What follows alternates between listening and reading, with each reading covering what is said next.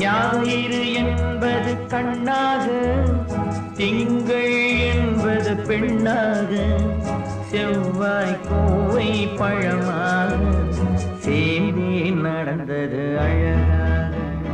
ஞாயிறு என்பது கண்ணாக, திங்கள் என்பது பெண்ணாக, செவ்வாய் கோவை பழமாக சேர்ந்தே